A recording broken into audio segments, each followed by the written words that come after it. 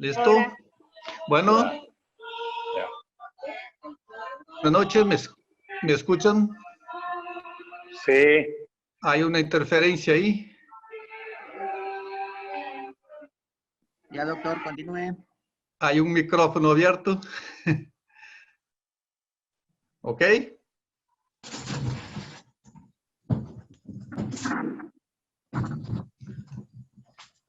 Perfectamente. ¿Listo, Juan? ¿Podemos?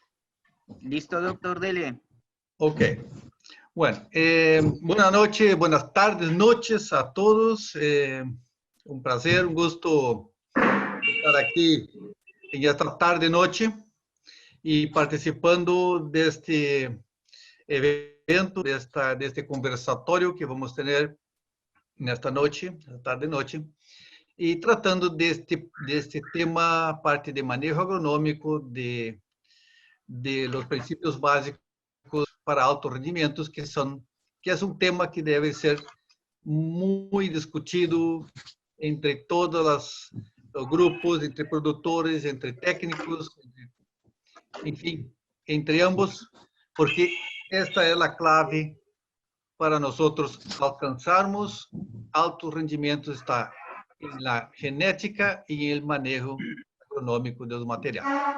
Antes de todo, agradecer a Hacienda El Potrero y al FLAR por la oportunidad de hacer esta labor, de estar aquí en esta noche haciendo este evento y esperamos estar ahí otras veces en otras oportunidades. Vamos a estar dando seguimiento con otros temas. Bastante difícil. Yo voy a tratar ese tema con bastante resumen, bastante resumido, en función de que son muchos temas, ¿no? Y normalmente cuando hacemos estas charlas en vivo, nos demoramos siempre 2, 3, 4 horas a veces, porque las discusiones son bastante amplias y siempre hay que discutir bastante los temas. Aquí voy a tratar de hacer un resumen, ¿no? Tratando de puntualmente a cada punto de manejo, ¿no? Con los principales temas que yo pienso que sean importantes colocar para ustedes. Entonces, déjeme sacar aquí una...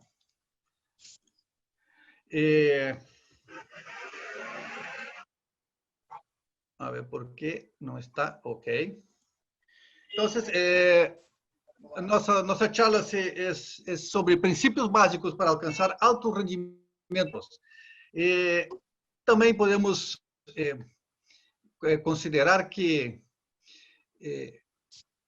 todos nosotros manejamos siempre conceptos, ¿no? Procesos, y entonces no entender cómo estamos con un gran grupo, ¿no? Diversos países con diferentes condiciones, ¿no? Pero los conceptos son iguales para todos. Si hablamos de los conceptos en Chile o en México, son los mismos, ¿no?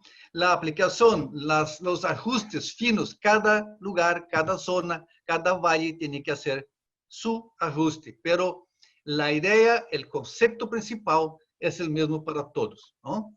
Entonces, estos son nuestros puntos claves que hemos tratado durante todo este tiempo. El programa de agronomía del FLAR, 6 puntos de manejo que nosotros tratamos de implementar, y que la gente, que todos los productores y los técnicos también se junten. Hay una interferencia ahí, por favor, quien está con un micrófono abierto, por favor que cierre. Entonces, son los 6 puntos, ¿no? Donde nosotros tenemos que poner la más. Esos son, con toda seguridad del mundo, si nosotros logramos hacer con éxito todos estos 6 puntos, seguramente vamos a alcanzar el techo de rendimiento o el potencial rendimiento de las variedades. Los mejoristas en los últimos años han hecho un buen trabajo, un gran trabajo, y nos están ofreciendo en casi todos los países variedades com potencial de rendimento alto, tolerantes a enfermedades, tolerantes a plagas, não? E materiais modernos, não? E nós temos a missão de fazer um bom manejo para que esse potencial dessas variedades possa se expressar.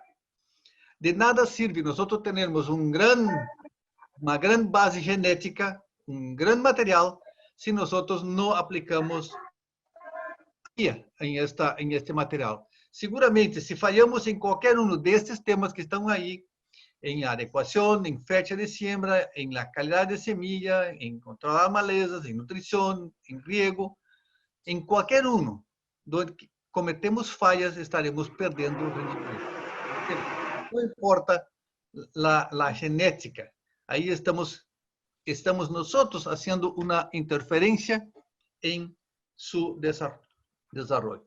Então, começamos, vou tratar de individualmente, uno a uno, e fazendo aqueles pontos mais importantes que eu considero aqui para isso. Bueno, el primer tema que es el preparo del suelo, la preparación del suelo, yo quiero dividir eso en dos temas. Primero, una preocupación con la parte viva del suelo, la parte orgánica de su biota, ¿no? Nosotros, por el uso intensivo y principalmente en la zona tropical, donde se siembran continuamente las áreas, ellas no tienen descanso, ¿no? Un período de pousio,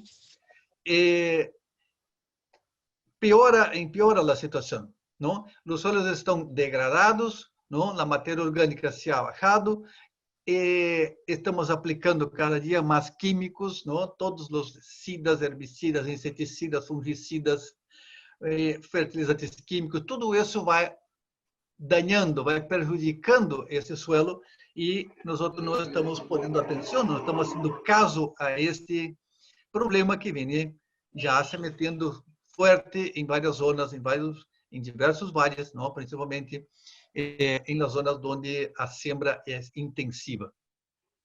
Tenemos que mirar a este lado, a la vida del suelo, dejar de alguna forma, yo sé que eso para algunos no es posible por las cuestiones, varias cuestiones personales, a veces de zona también, ¿no? Oferta de agua, de clima, pero aquellos que tengan chance tienen que buscar hacer un período de descanso.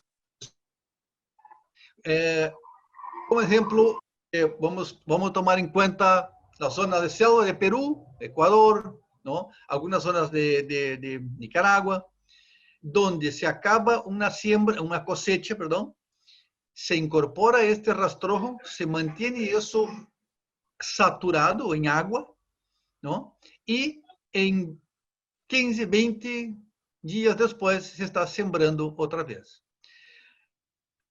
Al incorporar este rastrojo todo, ¿no? Estamos incorporando 4, 5, 6 toneladas de paja, de rastrojo de arroz, ¿no? De la paja de recién cosechada. Y estamos manteniendo ese suelo inundado. ¿Qué pasa con eso? Al iniciar la descomposición, la fermentación de toda esta materia seca que se incorporó, y materia verde a veces, ¿no? Se comienzan a formar ácidos orgánicos, de entre ellos el acético, el propiónico y el butírico, que son malísimos para las raíces del arroz. O sea, formamos una bomba química bajo tierra y luego acostamos una semilla que nace y va a introducir sus raíces en este ambiente. O entonces trasplantamos, ¿no? Y ya introducimos directamente las raíces en este ambiente. Es muy complicado para una planta sobrevivir ahí, ¿no? Y ahí de donde nosotros tenemos muchas pérdidas de plántulas, ¿no? A veces tenemos que aumentar densidades de siembra porque se pierden muchas plántulas. Hay muchos productores que mencionan que se mueren plántulas, ¿no? Y gran parte de estas muertes de plántulas son causadas por este problema de ácidos orgánicos que se forman ahí y no permite que las raíces desarrollen. Cuando se ponen las plantas ya con trasplante, ya van con raíces un poco menos, ya se pasó un poco más de tiempo también, pero igual forma, mucha dificultad para que las plantas se establezcan, ¿no? Luego aplicamos fertilizante en este suelo, ¿no? Y a veces no entendemos por qué no responden. Claro, este suelo está en una condición que no, condición química que no permite la asimilación y a veces la disponibilidad de los nutrientes para las plantas, ¿no? Entonces, es un tema que debemos mirar mucho, recuperar materia orgánica. ¿Qué ideal sería?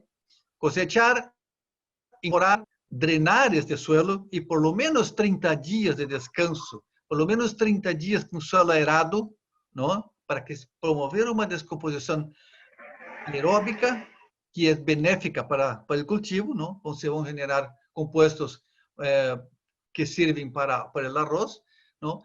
Y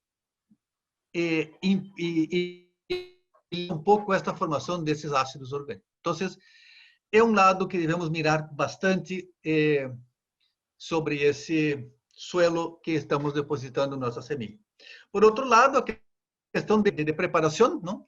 A preparação para a siembra, a micronivelação, não? Trabalhar com lâminas de água baixas, solo bem nivelado, não? Evitar poças, lomas, não? Com isso, estamos ahorrando 20 hasta 30% de água, não? De necessidade de uso de água para irrigar uma determinada área, não? Um solo desnivelado necessita muito mais água do que um solo nivelado.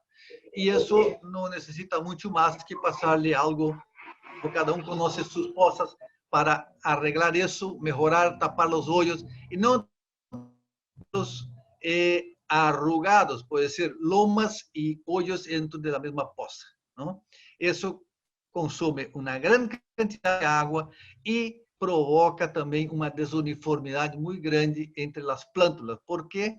Porque tenemos plantas que están ahogadas y plantas que están fuera del agua. Ahí vienen malezas, ¿no? Y todo es complicado, manejar fertilizantes, todo eso se complica cuando tenemos un tipo de suelo mal preparado para manejar el cultivo.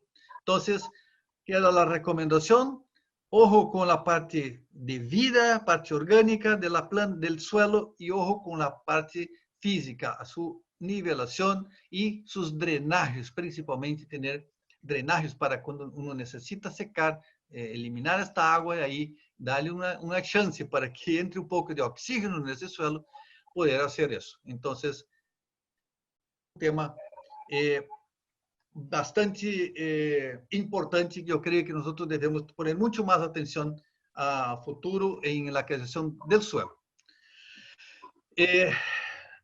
Esta é uma condição ideal, uma preparação muito plano, e com os drenagens para não, retirar o excesso de água e permitir a descomposição e a aeração deste suelo, aunque seja por um curto período, pero sempre será benéfico e permitir a emergência de malezas, de fazer agotamentos. Então, aqueles que podem, tratar de hacerlo desta forma. Bueno, o próximo punto é a fecha de siembra.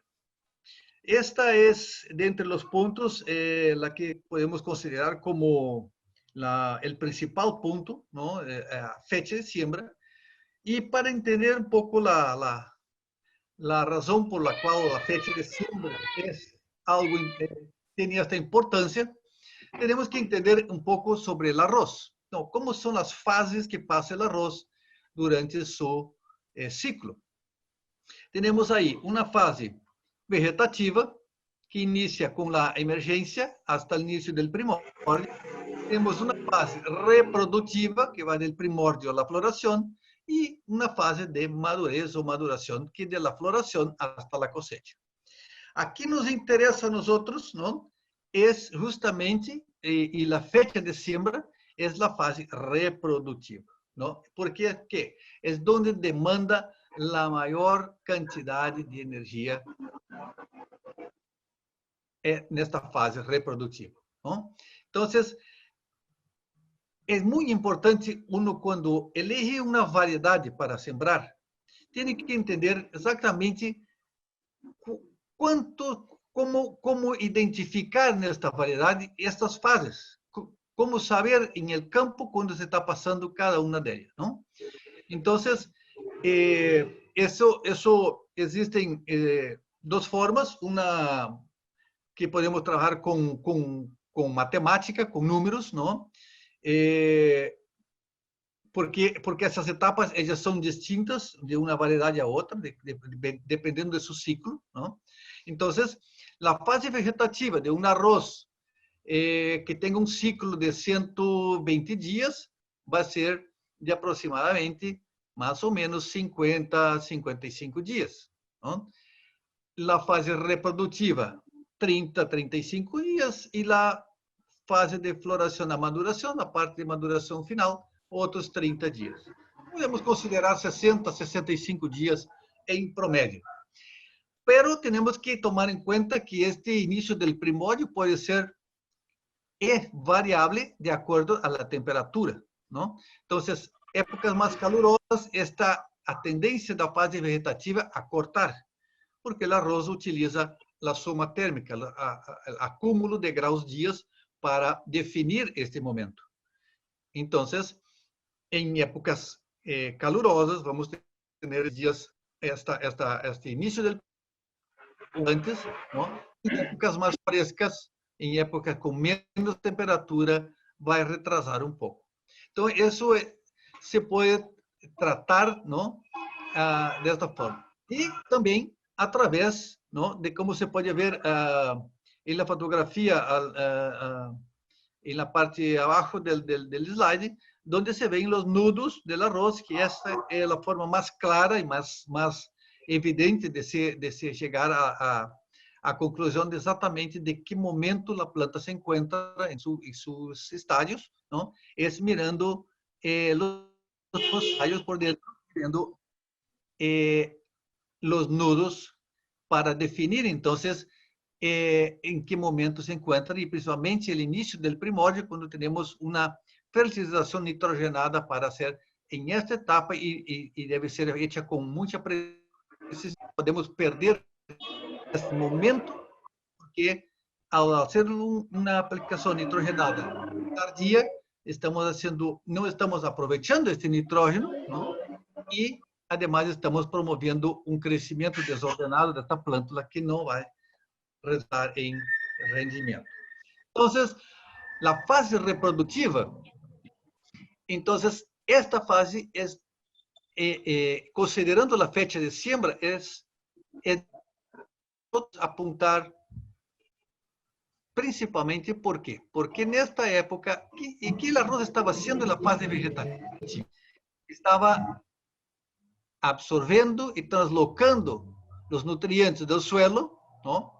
A las hojas y guardando esos nutrientes en su sistema foliar, macollando, creciendo y guardando los fotoasimilados en las hojas. ¿Para qué? Para en esta época da fase converter eso en granos.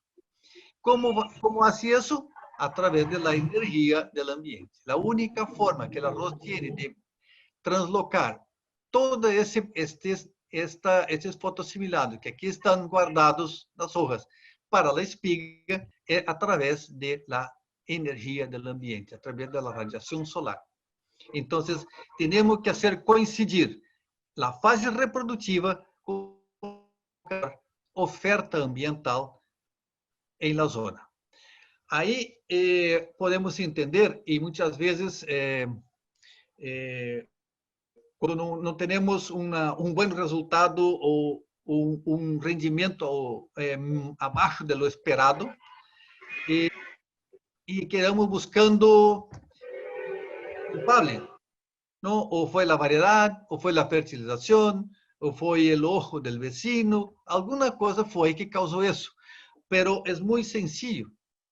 Basta que uno simplesmente mire cómo fue el clima en esta etapa de los 50 a 80, 50, 100 días del cultivo. ¿Cómo fue este periodo climáticamente hablando? ¿Hubo mucha luz o estuvo nublado? Eso define, no importa la fertilización, no importa todo lo que hicimos aquí atrás en la fase vegetativa. Si en la fase reproductiva no tenemos buenas condiciones ambientales, no hay respuesta. Eso es lo que demarca y eso es lo que determina si vamos a estar buscando el potencial rendimiento de una variedad. Hay que conseguir esto con luz. Clásicamente podemos ver, por ejemplo, en zonas de secano, algunos productores muchas veces tienen mejor rendimiento que sus vecinos, sembrando la misma variedad, ¿no? Pero uno sembró una semana de diferencia del otro, ¿no? Y casualmente, ¿no? Y me refiero al secano porque el secano siempre se siembra en época lluviosa, cuando no hay luz, ¿no? Por eso los rendimientos de secano son más bajos, ¿no? No hay energía suficiente para convertir en rendimiento. Entonces, ¿qué pasa? ¿No? A veces que dos productores que sembraron la misma variedad, pero uno con una semana de diferencia del otro, y uno saca buena cosecha y otro mala cosecha.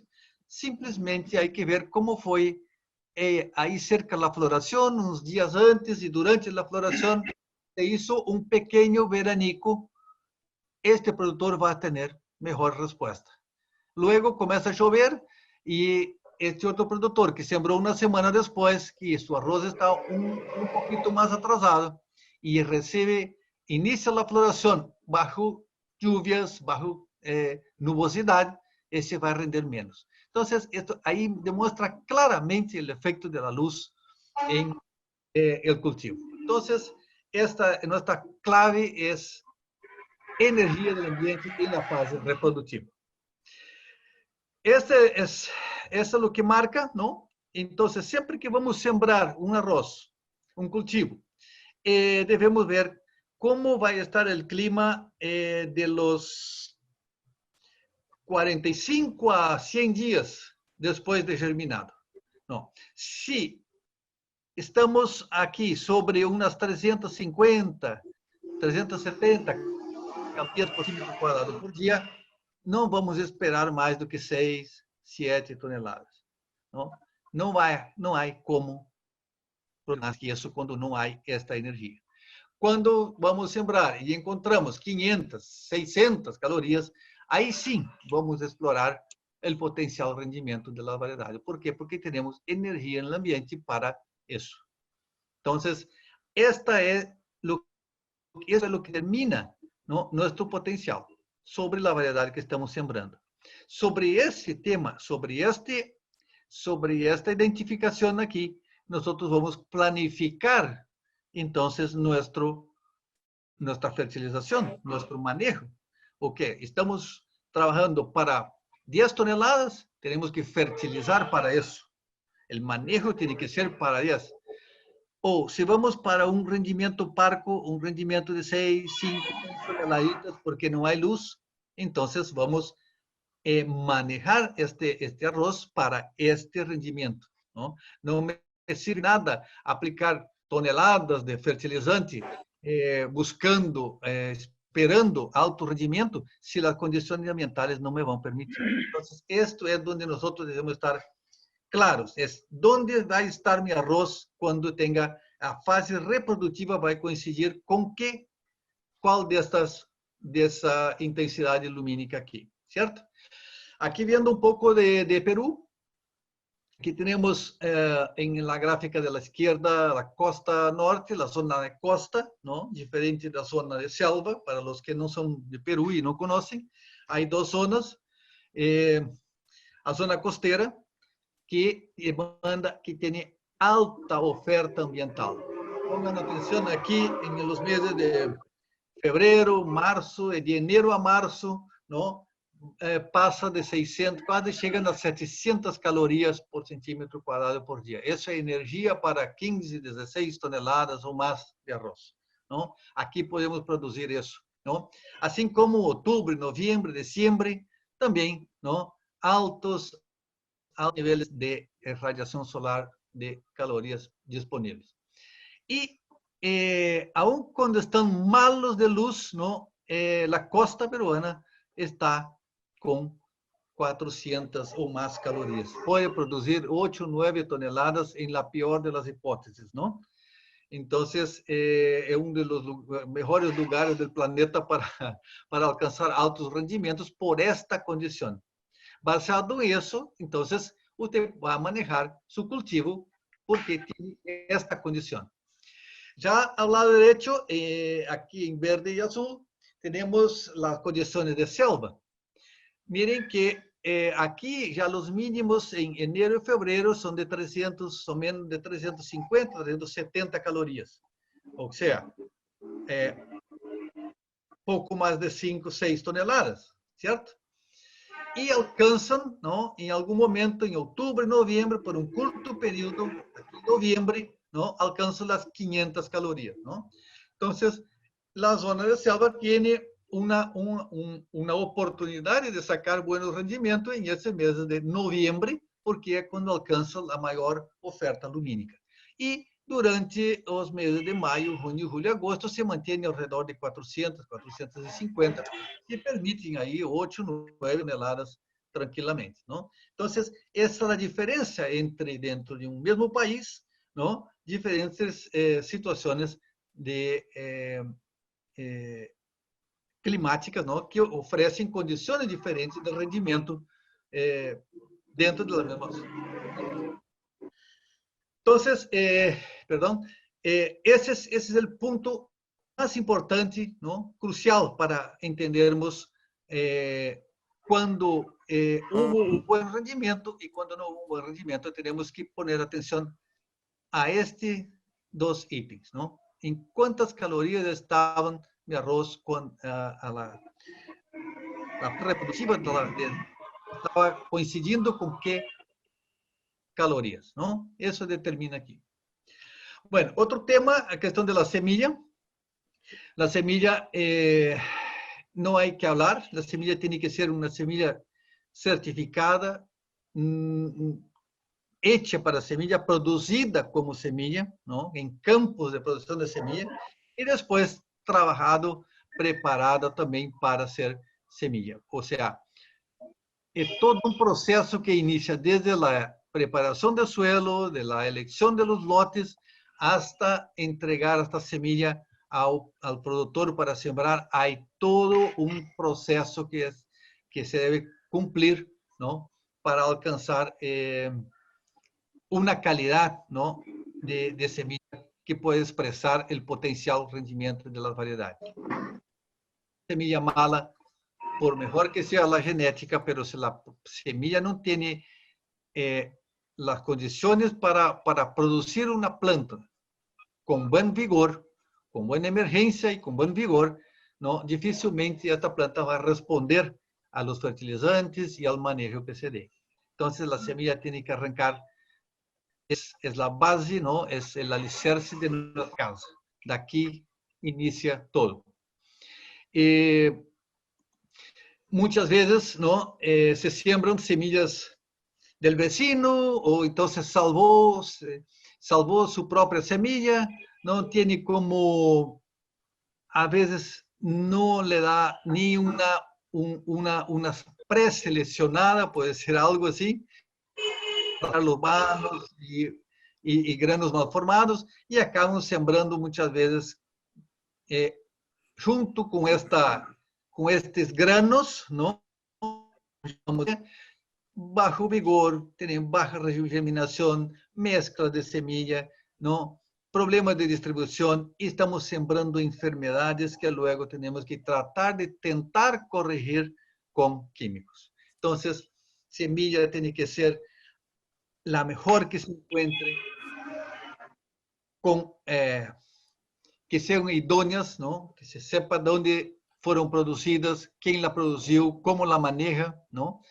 A algunas con el tratamiento debido para iniciar ya el control de algún problema puntual, ¿no? De algún hongo, plagas de suelo que atacan las plantas al inicio. Entonces, esa semilla va tratada con buen tratamiento, ¿no? No basta pintar la semilla con los productos, tiene que estar tratada con eficiencia para tener la cantidad de principio activo dentro, en su interior, para que pueda controlar aquellos que le vengan a atacar al futuro.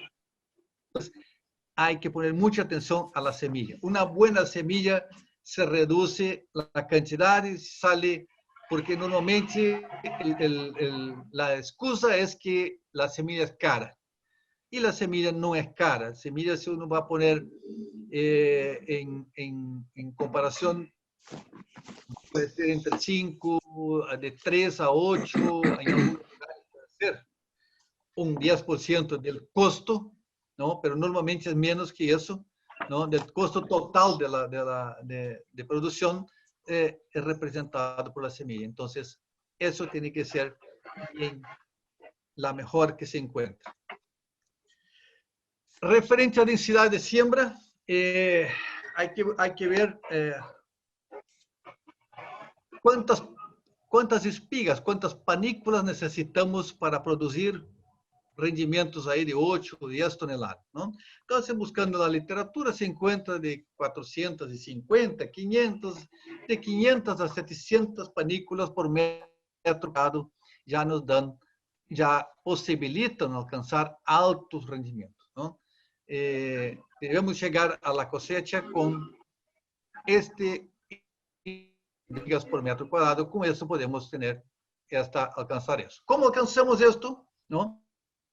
Partindo de una población inicial de 170 a 200 plántulas por metro cuadrado, ¿no? 200 plantas por metro cuadrado, la madre con 2 hijos, ya tenemos 600 espigas, ¿no? Y espigas grandes, ¿no? Fuertes, sanas. ¿Por qué? Porque son 3 en una planta y ¿no? Bien. No nos importa un arroz que dé 10, 15 macollos.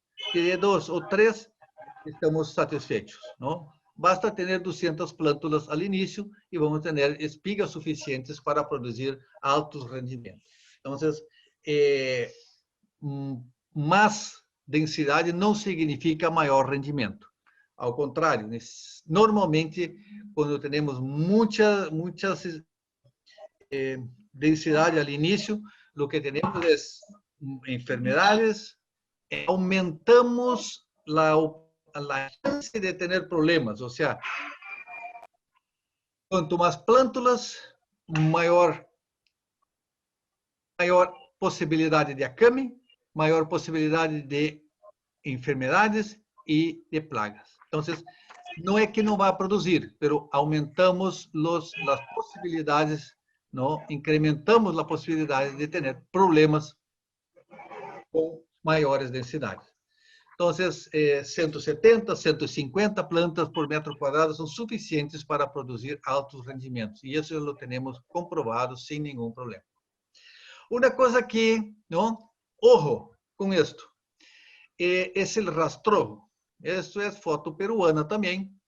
Eso de cosechar y abandonar el arroz por ahí y regresar solamente unos días después, cuando ya, a veces un mes después, ¿no? Y el arroz ya tiene espigas otra vez. La cantidad de granos que tenemos aquí, que vamos a incorporar, que vamos a enterrar en este suelo y que van a germinar después, ¿no? También pueden hacer parte de la cuestión de la densidad, ¿no? Tenemos mucho espontáneo, arroz voluntario. Y ahí están muchas veces otras variedades que habían por ahí, arroz rojo, ¿no? El arroz dañino, arroz malo, ¿no? Y el voluntario que va también competir con el mismo arroz que vamos a sembrar. Entonces, evitar eso, o sea, acabó la cosecha, enterrar, destruir, eliminar esta soca, ¿no? Este rastrojo, no dejar que ocurra este proceso retoño del arroz cuando no se va a cosechar, ¿no? Algunos productores utilizan con retoño como cosecha, pero en casos como este, que apenas quedó ahí olvidado, eso aquí puede generar muchos problemas. Además, las enfermedades permanecen aquí en estas plántulas, ¿no? Y después nosotros enterramos esto y luego sembramos nuestro arroz. Y estamos ahí multiplicando los problemas para después haber que enfrentarlos, no se sabe cómo, ¿no? A veces no, imposible. Entonces, ojo con eso, no permitan eso. Una vez cosechado, incorporar la soca. O importante para qualquer sistema, independente do sistema que se siembre, seja transplante, seja pré-germinado, em caso de Peru, siembra directa, não? Para os que nos escutam aí neste momento, em Peru, o pré-germinado se denomina como directa, não? Então, em siembra directa ou pré-germinado, transplante ou em siembra em linha, lo importante es que tengamos un buen establecimiento, ¿no? Número de plantas suficientes para alcanzar el potencial de las variedades. Referente a malezas, es muy importante tener en cuenta, se podría hacer algunas horas, ¿no? Hablando sobre ese tema, pero como recomendación puntual aquí, ¿no? Es el control de malezas ser temprano, con las malezas nuevas, 2, 3 hojas, principalmente. Aquí vemos un trabajo donde se controla las malezas, aquí más o menos a 10, 12 días, ¿no? Y no hubo pérdida de rendimiento. Pero a medida que permitimos que la maleza permanezca en el campo, vamos perdiendo rendimiento. Quanto mais competência de las malezas com las variedades, maiores las pérdidas. Então, a partir de la quarta hoja, quando o arroz inicia o macollamento, não podemos permitir malezas dentro do lote. O arroz tem que estar limpo para iniciar su macollamento, iniciar su ahijamiento, ¿no? Y poder expresar su potencial. Ele não vai poder fazer isso competindo com as malezas. As malezas são muito mais eficientes em tomar os nutrientes que o mesmo arroz, não? Toma os nutrientes e também compete por luz, não? Luz, água e nutrientes. Então, as pérdidas, podemos considerar que a partir da quarta hoja, cada dia que passa, perdemos 1% de rendimento por competência de malezas com o arroz. E vejam vocês, 10 dias que nos retrasamos em controlar as malezas, já perdemos 10%, não? Que seja 8%, não? Pero já estamos perdendo. Además de que quanto maiores as malezas, mais difícil o seu controle, não? Mais caro e mais difícil de controlar. E na grande maioria das vezes é onde temos os famosos escapes, certo? Então, esse é o tamanho, essa é a época ideal para controlar com plantas pequenas, não? Controlar estas malezas. Outra coisa é utilizar pré-emergentes, não? Não podemos permitir ou deixar toda a responsabilidade de controle de las malezas para os pós-emergentes. Temos que trabalhar com pré-emergentes, sellos, resellos e depois os pós-emergentes. Ou seja, ajudar com todos, permitir que o pré-emergente siga trabalhando a cuando el arroz ya va iniciando su maculamiento, pero por debajo el preemergente sigue actuando y no permite que haga un escape de malezas más tardío. Entonces, es muy importante trabajar con preemergentes y postemergentes juntos, ¿no? Es un caso típico, ¿no? Que vimos ahí mismo en Perú. Imagínense, este arroz ya debe estar cerca de los 60 días, ya buscando a la diferenciación del primordio, ¿no? Y se aplicó un herbicida en este arroz. Eso es gravísimo, ¿no? Aquí hay pérdida de rendimiento por la competencia de las malezas y por la intoxicación que esos productos van a causar en esta planta en un momento que no se puede causar ningún daño, ningún estrés a la planta, porque está muy cerca de entrar a la fase reproductiva y cualquier daño aquí va a repercutir en el rendimiento, ¿no? Después salen espigas que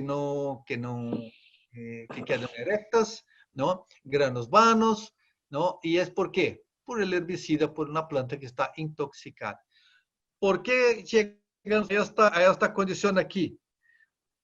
Estas malezas un día fueron pequeñas. ¿Por qué no las controlamos cuando estaban pequeñitas? ¿Por qué esperar llegar a este momento para entonces aplicar herbicida? Dificilmente essas plantas vão ser controladas. Elas parecem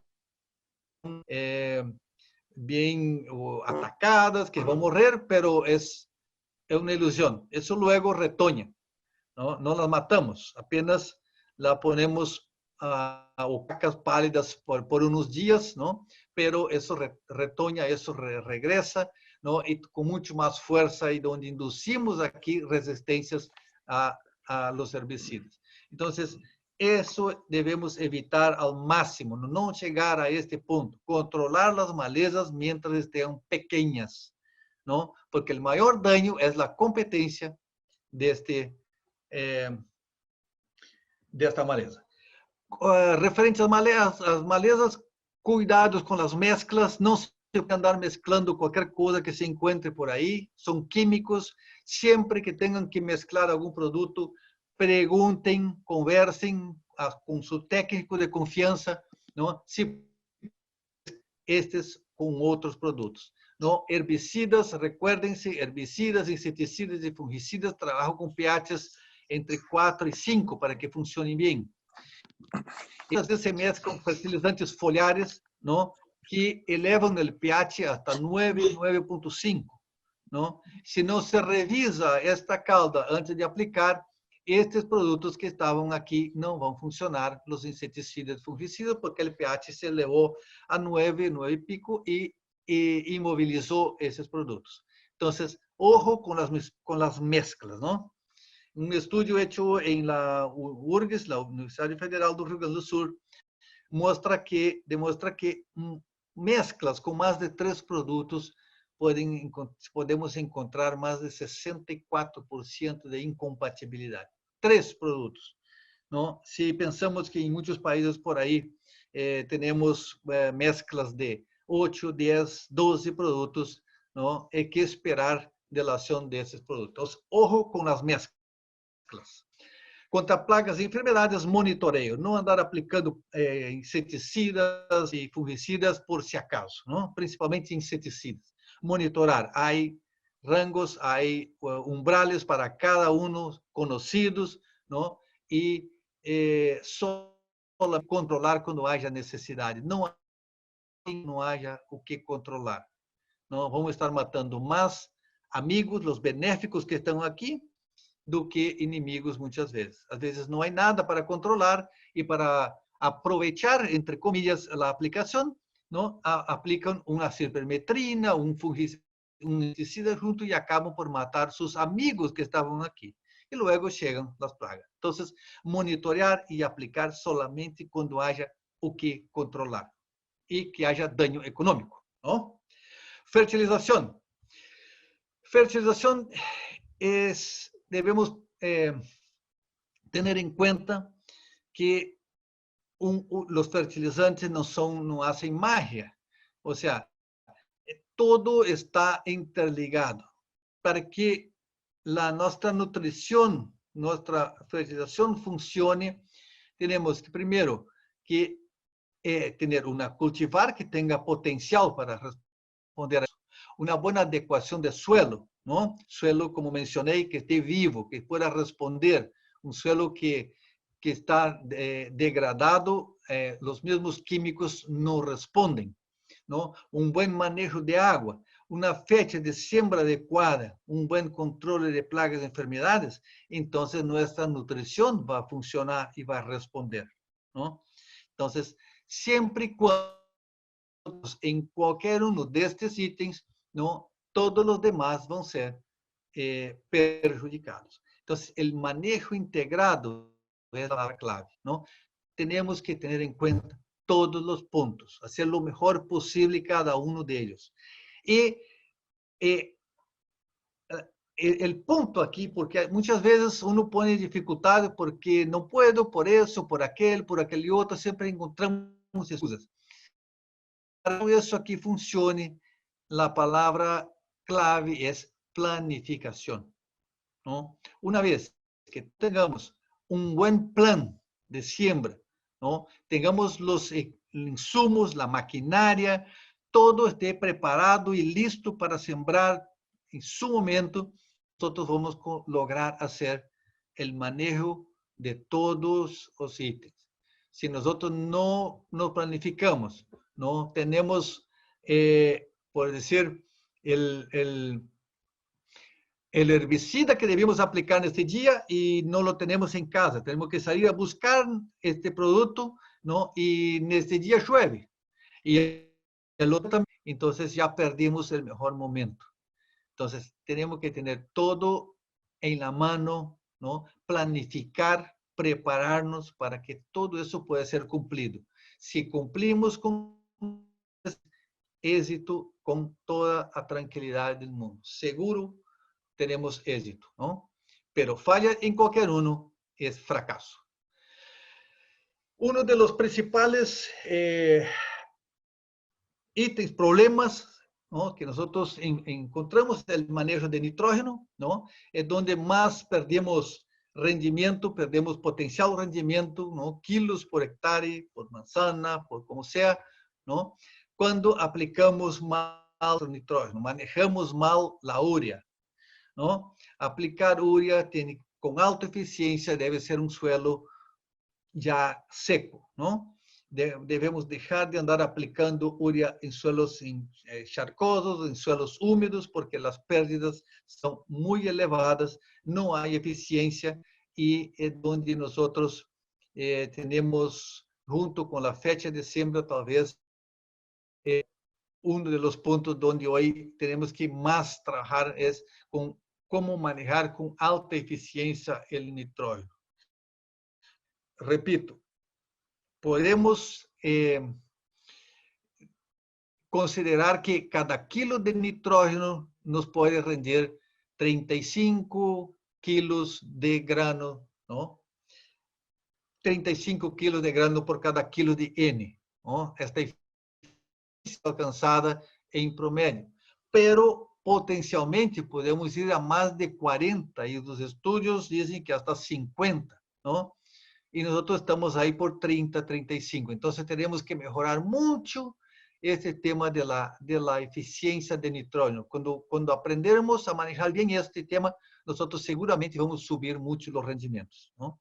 Entonces, aplicar la primera aplicación de urea en seco ya aporte, ¿no? de ganancia de kilos por hectárea significativo de comparado cuando utilizamos con agua, ¿no?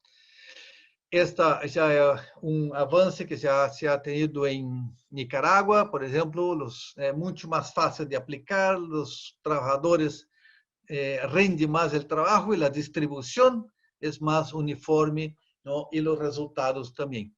Entonces, esta condición es muy importante para alta eficiencia del nitrógeno.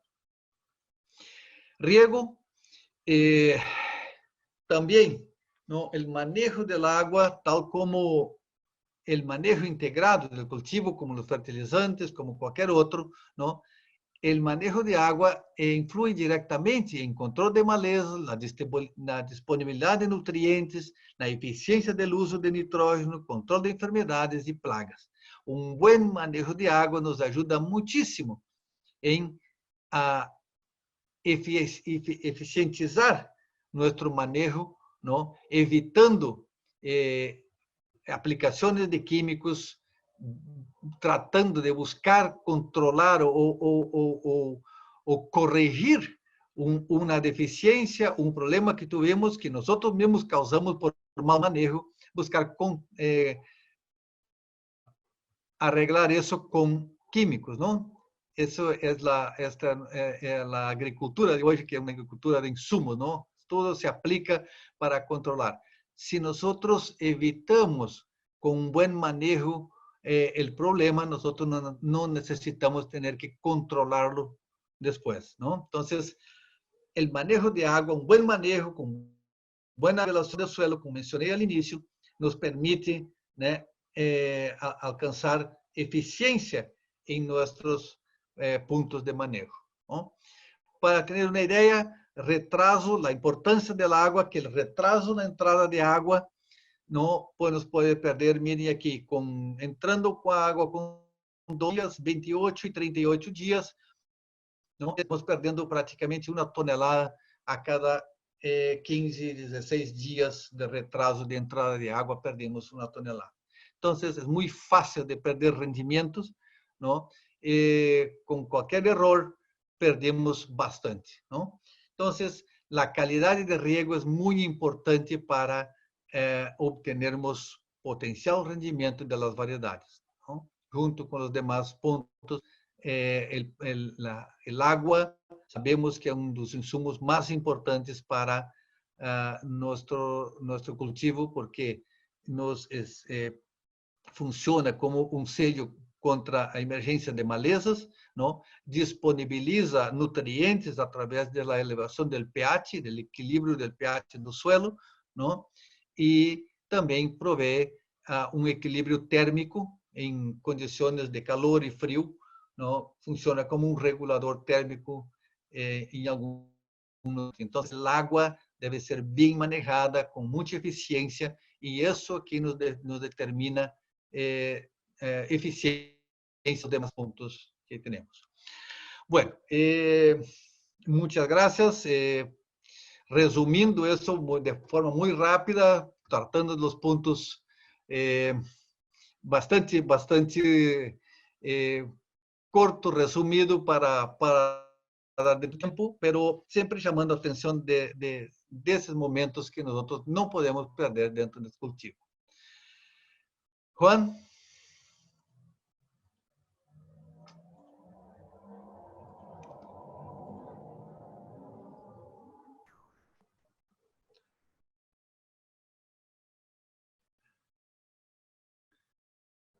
Doctor, ¿Me ¿escucha? escuchan?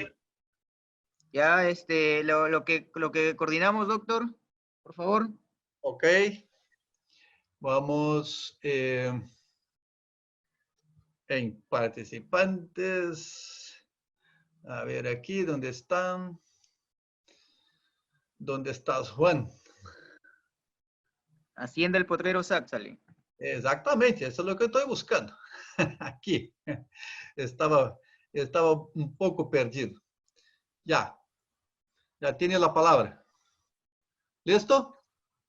Ya. Doctor, acá hay unas ciertas preguntas, Sí. ¿ya? Las cuales le voy a decir para que usted pueda responder, ¿no? Sí. El señor Daniel Javier Belalcázar pregunta, ¿se debe incorporar la paja de la cosecha, fangear y dejar descomponer la paja mínimo 30 días? ¿Es lo recomendable? Eso sí. Así los ácidos de los que usted habla ya se han descompuesto para secar el suelo, la semilla, aparte de aplicar tricoderma y barrerías como pseudo nomás al suelo. Exactamente. Esto como mínimo 30 días, ¿no? Si pudiera dejar más, mejor, ¿no? Como mínimo, 30 días, porque en ese proceso, pero debe estar bien drenado, ¿no? Por ahí vamos a tener la emergencia de las semillas las voluntarias, las semillas que cayeron de cosecha, las malezas, ¿no? Vão germinando y también evitamos la formación de esos ácidos orgánicos con una descomposición aeróbica. Toda descomposición de este rastrojo tiene que ser en suelo seco, no puede ser bajo agua. Ya, el señor Luis Huinac pregunta, ¿cómo recomendaría la aplicación de fertilizante en siembra en pregerminado? Bien, todo fósforo y potasio incorporado en la preparación del suelo, ¿no? En el fangueo, ¿no? Fósforo y potasio, un suelo arcilloso permite que se pueda hacer eso, ¿no? Y dejar para manejar la urea después, ¿no? Solo urea. El nitrógeno separado, pero fósforo y potasio se puede manejar incorporado en este suelo antes de la siembra. Luego de la siembra, cuando se está 8 días, 10 días después, que se pueda secar ese terreno, pero ojo, o seu suelo no puede tener arroz rojo, porque ahí usted va a infestar esta área de arroz rojo, si secar esta área, este lote a 8, 10, 12 días después de la emergencia. Si es una área que no tiene problema de arroz rojo, usted puede secar, dejar formar una capa seca, una capita, ¿no? Muy fina, muy delgada. En este momento van a aparecer malezas, ¿no? Se controlan las malezas con uso de un preemergente y un postemergente. Las que aparezcan, las malezas van a estar muy pequeñitas, a punto de control. En este momento, con una capa seca, así como mostré en la foto que estaba el suelo agrietado ahí, se aplica la urea, ¿no? Y se vuelve a poner. Entonces, en pregerminado, se puede hacer de esta forma. En esta condición, usted puede aplicar bastante nitrógeno, puede aplicar un 70, un 80% de toda la urea que usted va a aplicar en este momento. Pero si usted tiene arroz rojo en su suelo, usted no puede hacer eso. Tiene que mantener el agua, suelo saturado, no puede dejar secar este suelo porque ahí te va a infestar de forma que este lote y entonces va a ser peor este manejo así. Entonces,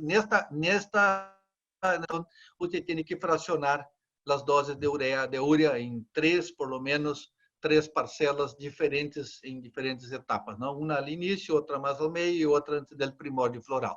Entonces, son dos formas de manejar para pre-germinado. El señor Joaquín Huaco pregunta, ¿el nitrato es importante para el arroz en la costa de Piura? Yo no entendí, se cortó un poquito, Juan, por favor repita. ¿El nitrato es importante para el arroz en la costa de Piura, Perú? ¿Nitrato? Sí, nitrato. Ah, eso es que se estaba... Bueno, los nitratos normalmente no se utilizan cuando tenemos suelos inundados, ¿no? Por las pérdidas, ¿no? En el caso de la costa de Perú, tienen que trabajar con sulfato de amonio, sulfato de potasio, por la presencia de sales que hay ahí, ¿no? La zona de Piura, bueno, todas las partes bajas que tienen mucho problema de sales ahí. Incluso zonas por ahí, don Joaquín, que probablemente tenga que trabajar apenas simplemente con sulfato de amonio, no podendo mezclar urea en estos suelos por la cuestión de las sales que tienen ahí y no le permite aplicar ese tipo de fertilizante ahí, ni potasio, ni cloruro de potasio y tampoco urea, ¿no? Trabajar más con sulfatos, ¿no? En este suelo. Pero ahí hay una zona muy especial y le recomiendo que sea discutido eso con técnicos locales, ahí los técnicos ahí de Molinos están bien claros con el manejo que tiene que hacer con este tipo de suelos ahí. A ver, Ariely Fernández pregunta, ¿cuántos abonamientos y momentos recomienda para una variedad de 140 días? Sí, la variedad de 140 días son ya demandan aplicaciones mayores, puede ser más tardías, ¿no? Porque un arroz de 140 días, el primordio va a estar ahí cerca de los 80, 90 días por ahí, recién el arroz está entrando en diferenciación del primordio, o sea, son 3 meses prácticamente que el arroz sigue en fase vegetativa. Entonces, en estos casos, 4 aplicaciones fraccionadas, dependiendo de cómo fue las primeras, ¿no? Se puede hacer en suelo seco, la fertilización, principalmente la fertilización nitrogenada, que es más complicada ahí, ¿no? Fósforo y potasio pueden estar en el suelo tranquilamente, sin ningún problema, ¿no? Si es un suelo más liviano, puede ser trabajar con un poco de potasio en aplicaciones más tardías, junto con las de primordio, ¿no? Suelos más arcillosos fijan más el potasio y el fósforo, entonces ya pueden ser aplicadas al inicio. Eso depende mucho de las condiciones del suelo, pero siempre teniendo en cuenta que el primordio floral de una variedad de 140 días se va a dar a 90 días. Entonces, ahí por ahí, entre 70 y 80 días, debe haber una aplicación nitrogenada, por lo menos, para dar el último impulso nesse arroz, porque fueron 90 días que este arroz pasó en fase vegetativa y eso es mucho tiempo, ¿no? Y esas variedades demandan siempre más nutrientes. Cuanto más largo el ciclo, más necessitam nutrientes, principalmente potássio, não? Que potássio é um elemento que permanece na planta mientras a planta esté verde. Então, quanto mais o ciclo mais largo, mais demanda de potássio tem na planta. Então, pode ser uma distribuição aí, pero depende muito do tipo de suelo, depende se é um suelo mais liviano, hay que estudar isso muito pontual, pero hay que alargar más, un poquito más la fertilización. Pregunta más y doctor, acabamos. Acá, Marlene pregunta, ¿hasta qué momento debemos mantener el agua antes de la cosecha? La cosecha, la lámina, el agua, al momento en que ya no haya más floración, que la planta ya esté, la espiga ya esté colgando, ¿no? Ya hay algunos grancitos amarillos madurando en la punta, ya usted no necesita, ya pueden cortar, incluso ya cerrar la entrada de agua, ¿no? Y 15 días antes de la cosecha, tiene que cortar eso. Ya no hay necesidad ninguna de agua porque el arroz ya no tiene, ya está lleno, ya formó su grano, está apenas perdiendo humedad para llegar a la cosecha, ¿no? Él está saliendo de 30 a 28, a 25, a 22, 23 cuando vamos a cosechar. O sea, está perdiendo agua para llegar al punto de cosecha. Pero no hay ninguna pérdida, ninguna interferencia en rendimiento ni en calidad. Y eso ya está hecho el trabajo, los trabajos están comprobados. O sea, no hay que tener miedo de sacar el agua luego de 15 días, 20 días antes de la cosecha. Eso también depende mucho de su suelo. Si usted tiene un suelo liviano, una loma de pura arena, usted tiene que dejar agua casi que hasta el final, ¿cierto? Porque eso se seca muy rápido, muy pronto. Un suelo, una poza de suelo arcilloso, ¿no? Que nunca seca. Cuando en plena floración, usted ya la última llenada y encierra, llega de agua, no más, ¿no? Y deja que esta agua va, poco a poco, va siendo absorbida y va bajando sola, ¿no? Usted no repone más agua. Entonces, hasta que se elimine la lámina de agua y que seque una capa de suelo eso se va 20 días para adelante, ¿no? Y usted ya está llegando a la cosecha.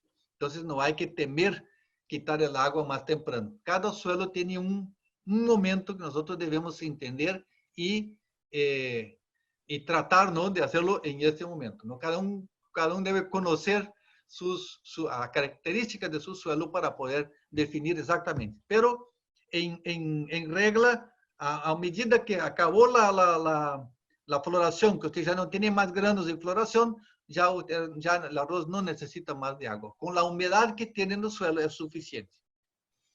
El señor César Moquete pregunta, ¿cómo manejo la primera aplicación de nitrógeno en trasplante? Hola César, ¿qué tal? ¿Cómo están todos ahí por Dominicana? César, bueno, la primera aplicación en trasplante sigue más o menos la misma orden del pregerminado, o sea, usted trasplanta y drena. O sea, dependiendo de que no seja una época lluviosa, 5 o 6 días después que usted trasplantó y no entró más con agua, no alimentó eso con riego, 5 o 6 días después usted ya va a tener una capita, ¿no?, una pequeña capa seca. Y ese es el momento de hacer su primera aplicación de urea. Yo he encontrado en varios lugares por ahí que aplican 15 hasta 20 días después. Oye, ya el arroz viene de un estrés, ¿no?, del trasplante. Usted la saca y se lleva, se trasplanta, el arroz está estresado, buscando una forma de recuperarse rápido. ¿Cómo recuperamos esto? Con nitrógeno. Esta es la forma de acelerar esta recuperación para que la planta retome luego, ¿no?, su crecimiento, su vida, ¿no? Es estimular aquellas poquitas raíces que comienzan a formar ahí, con un poquito de nitrógeno que pueden absorber, ellas inmediatamente ya hacen con que la planta se recupere y responda rápidamente. Entonces, César, trasplantar, dejar secar, ¿no? Probablemente por ahí van a salir algunas malecitas, por ahí se controlan, ¿no?, una semana más o menos, y ya inmediatamente aplicar, hacer la primera aplicación. Si usted logra hacer esta aplicación con una capa seca, usted puede aplicar una buena dosis ahí, ¿no?, 200, 250 kilos de urea de una vez, ¿no?, porque este arroz ya no va a tener mucho tiempo, ¿no?, porque ya se fueron 30 días de su ciclo en el almácigo, ¿no? Entonces, para ir para adelante, este proceso y se hace eso con nitrógeno. Y la planta va a necesitar mucho nitrógeno en este momento para arrancar, volver a la vida, macollar, ¿no?, y llegar a la cosecha. Daniel Javier Belalcázar pregunta, después de la floración, ¿aconseja aplicación de sulfato de potasio u otra forma como cloruro de potasio? Después de la floración. Exacto. Después de la floración, ¿no? Las últimas aplicaciones de fertilizantes que se hacen es antes de la diferenciación del primordio, ¿no? En floración ya no hay respuesta a fertilización, ¿no? Salvo algún suelo, alguna deficiencia demasiado grande, algún problema, algún equívoco de fertilización, pero normalmente, si aplicamos las dosis correctas, baseado en un análisis de suelo, en nuestro potencial de rendimiento, en las condiciones que estamos aplicando nuestro manejo, y lo hacemos en tiempo, ¿no?, que es al inicio del cultivo, ¿no?, en la siembra y hasta los 12, 15 días al inicio de macolla, ¿no? Ahí se aplican los fósforo, potasio y nitrógeno, magnesio, azufre, lo que sea necesario de acuerdo al suelo, ¿no? Pero allá en floración ya no hay más que esperar de respuesta, o sea, la eficiencia de esta aplicación es casi nula.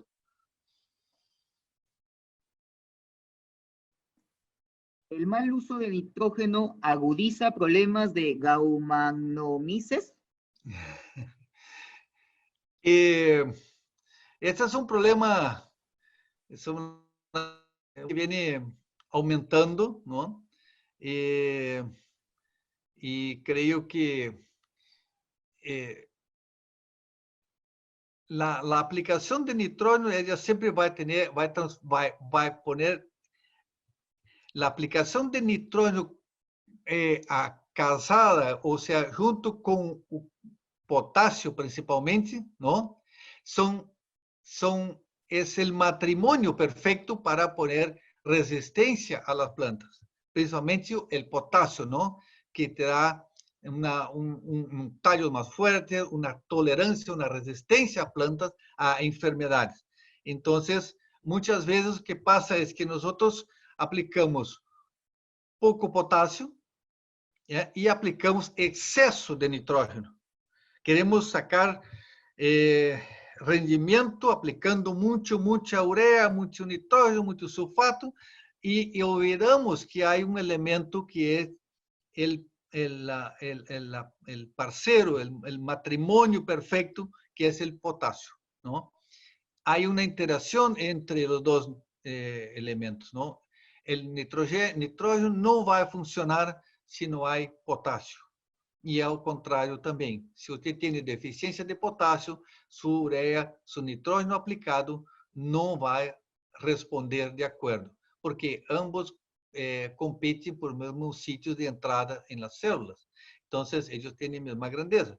Entonces, hay que equilibrar. Al equilibrar eso, nosotros damos más resistencia a la planta, que puede resistir más a problemas de enfermedades, hongos, plagas y todos los que se forman ahí en las zonas muy cercanas a láminas de agua, ¿no? Entonces, al poner un exceso de nitrógeno en detrimento de otro nutriente que el potasio, a veces amplificamos este problema, sin duda. Ya, la última pregunta, doctor, para poder ya concluir con el tema. ¿Los abonos foliares a base de potasio aportan en algo al llenado de grano? Bueno, ese es un tema controverso. Si usted tiene si su aplicación inicial fue suficiente, su suelo estuvo equilibrado, el potasio que te aplicó en las fases iniciales, en la fase vegetativa, en la siembra, entregan la cantidad suficiente de potasio, esto no va a haber ninguna diferencia de aplicar potasio foliar o no. Pero si usted tiene deficiencia, puede ser que en algún momento, ¿no?, tenga algo. No es una recomendación, no se recomienda hacer esta aplicación como fuente de potasio, ¿no? Usted tiene que aplicar su potasio en el suelo de forma edáfica para que la planta lo tome y le tenga guardado en las hojas y tenga suficiente potasio al momento que necesite, ¿no? No podemos llegar con una deficiencia, porque ahí volvemos a lo que acabo de explicar. Usted tenía una deficiencia de potasio por mal manejo de este nutriente, ¿no? Aplicó nitrógeno, la planta está desequilibrada, ¿no? Y después usted intenta, ¿no?, a corregir eso con una aplicación foliar.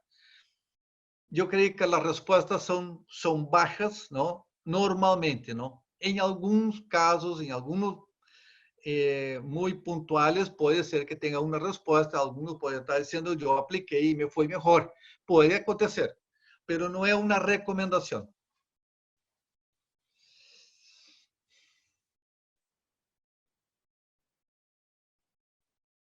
Juan.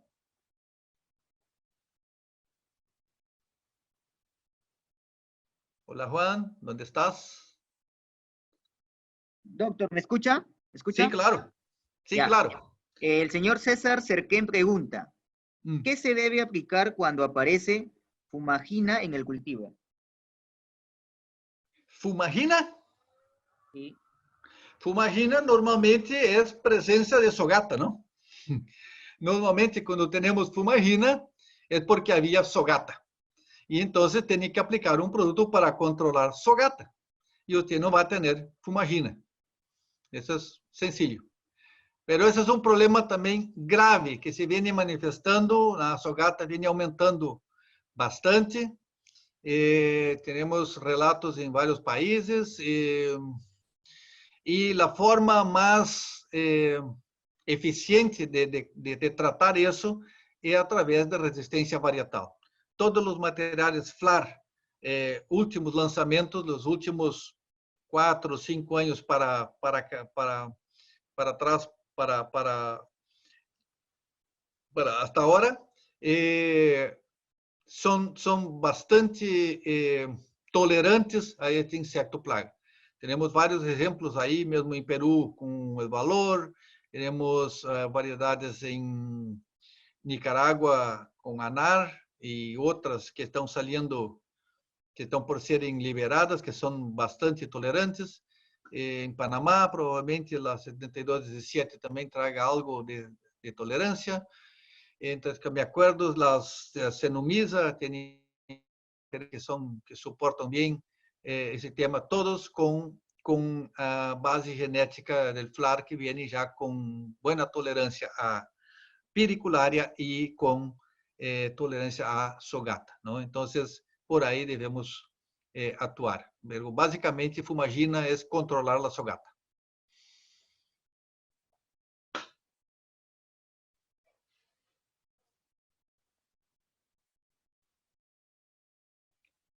¿Listo, Juan? Doctor, ¿algunas recomendaciones finales para poder ya cerrar el conversatorio de hoy? Bien, como recomendación, traten, señores, de cumplir con los 6 puntos de manejo lo mejor posible, ¿no? Esa es la recomendación. Traten de planificarse para atender a cada uno de los puntos a su momento. Como palabra clave, podemos considerar que el momento de las aplicaciones, ¿no?, es lo que más cuenta, ¿no? Muchas veces más do que el propio producto que se está aplicando, pero el momento justo y adecuado de aplicarlo. Entonces, tengan mucho en cuenta, ¿no?, ese punto de aplicación, el momento de aplicar el herbicida, el momento de aplicar y la forma un fertilizante, ¿no? Porque eso sí determina su eficiencia. Muchas veces aplicamos productos y no funcionan y ponemos la culpa que el producto era el problema y a veces no. El problema fue que estamos aplicando de un momento equivocado, una forma equivocada, que no es posible que responda de acuerdo a lo que queremos. Entonces, traten de poner los 6 puntos, de hacerlo cumplir. Una vez que ustedes logren eso, seguramente vamos a tener muy buenos resultados en nuestros cultivos. Bueno, doctor, agradecemos su ponencia de hoy. Ha sido muy ilustrativa, didáctica, y esperemos contar con su presencia para próximas actividades que realicemos, conjuntamente con ustedes. Agradecemos. Escucho, doctor, le escucho. Un abrazo, un feliz noche a todos, a los amigos, veo algunos nombres por aquí, ¿no? Que tengan un feliz final de semana, cuídese ahí con este animalito que anda en las cercanías de nosotros, pequeño, no lo vemos, ¿no? Pero vamos a cuidarnos, que todo eso va a pasar y pronto estaremos juntos otra vez, ¿no? Cultura, la producción de alimentos no puede parar, independiente de que estamos con un virus u otro virus, no podemos parar, tenemos que seguir dándole sea como sea. Muy bien, agradecemos por todos la presencia, darse un poco de su tiempo. Y sí, me están preguntando si la grabación de la charla va a estar por redes. Efectivamente, lo vamos a colgar por Facebook y por YouTube para que puedan compartirlo. Nos pueden ubicar por Facebook a través de Semillas El Potrero y por YouTube también a través de Semillas El Potrero. Ahí vamos a estar subiendo todos los videos de las charlas que han pasado y de las que se vienen. El tema, ya voy tocando los temas, ¿no? Para que tengan un poco, estén enterados, informados, los temas que se vienen. Con respecto al día miércoles, el día miércoles 27 de mayo, vamos a tener un tema llamado manejo de almácigos, que estará dirigido por el ingeniero Daurin Vázquez Becerra a las 6 de la tarde, hora peruana, o 8 de la noche, hora Brasil, y vamos a estar informando los siguientes horarios de los diferentes países que nos vienen escuchando, ¿no? Con respecto al viernes, también vamos a tocar un tema llamado el complejo de Sogata y el virus de hoja blanca, dirigida por el doctor Carlos Drusone Córdoba, también a las 6 de la tarde, la cual será transmitida por Zoom, y también vamos a intentar transmitirlo a través de la red social Facebook. Así que muchas gracias por su atención y los esperamos hasta el día miércoles 27. Cualquier novedad, información, nos pueden escribir a través de las redes sociales, en Facebook, también en Instagram y por Twitter también nos pueden seguir. Búsquenos como Semillas el Potrero y ahí vamos a estar para informarles alguna novedad que tengamos. Muchas gracias por su tiempo y cuídense.